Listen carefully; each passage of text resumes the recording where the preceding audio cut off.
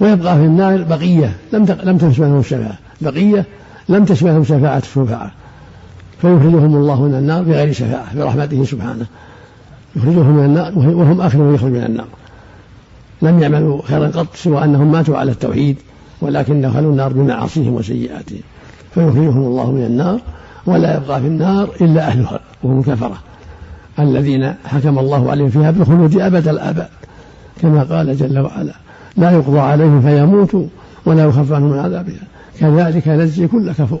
وقال فيهم جل وعلا: وما هم كذلك يريهم الله أعمالهم حسرات عليهم وما هم بخارجين من النار. قال فيهم سبحانه: يريدون أن يخرجوا من النار وما هم بخارجين منها ولهم عذاب مقيم.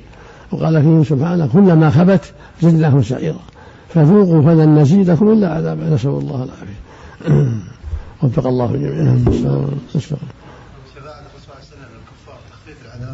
نعم، في أبي طالب خاص تخفيف بسبب الذين لم يفعلوا خيرا من أهل التوحيد إلا التوحيد، هؤلاء كانوا ما يصلون على حسب النص، يعني ما ماتوا على شيء لا يكفرهم، معاصي لا تكفرهم.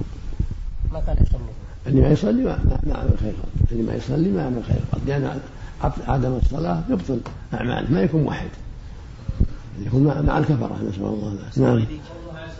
حسرات وقول الله تبارك وتعالى: يا حسرة على العباد، ما معنى هذه الآية؟ حسرات عليهم في النار، يعني يريهم الله وما لهم حسرات عليهم، وكل معاصي يحسر يوم القيامة، يتمنى أنه أطاع الله لكن ما تنفع، كل عاصي يوم القيامة يتحسر